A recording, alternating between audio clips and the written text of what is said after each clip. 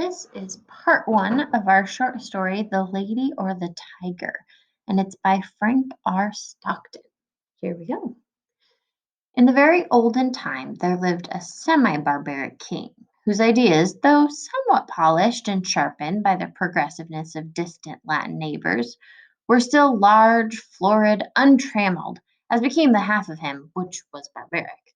So this means he's kind of sort of practicing manners and getting things together, but there's this other half of him that's really free, and that's the barbaric kind of wild side.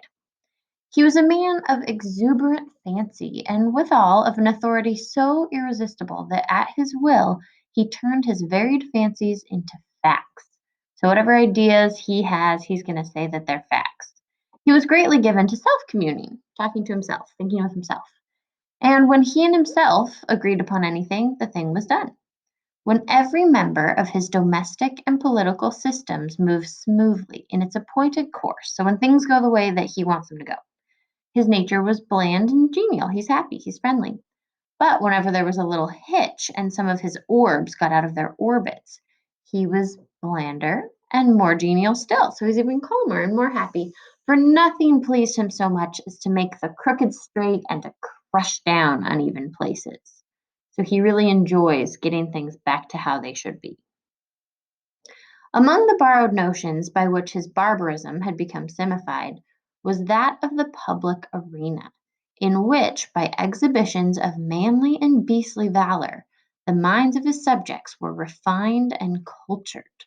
So, by these people showing that they can be brave, some human, some more beastly ways, his people are going to be refined, or they're going to learn some important things, gain some culture.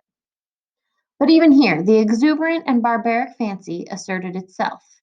The arena of the king was built not to give the people an opportunity of hearing the rhapsodies of dying gladiator songs, nor to enable them to view the inevitable conclusion of a conflict between religious opinions and hungry jaws.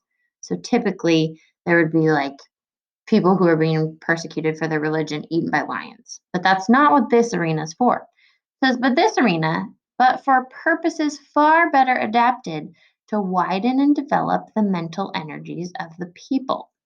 This vast amphitheater, with its encircling galleries, its mysterious vaults, and its unseen passages, was an agent of poetic justice in which crime was punished or virtue rewarded.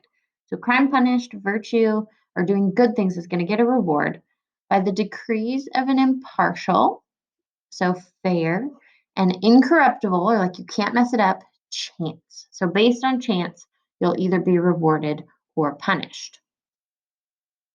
When a subject was accused of a crime of sufficient importance to interest the king, public notice was given on an appointed day. The fate of the accused person would be decided in the king's arena, a structure which well deserved its name, for although its form and plan were borrowed from afar, its purpose emanated or came solely from the brain of this man, who, every barleycorn a king, knew no tradition to which he owed more allegiance than pleased his fancy, and who engrafted on every adopted form of human thought and action the rich growth of his barbaric idealism.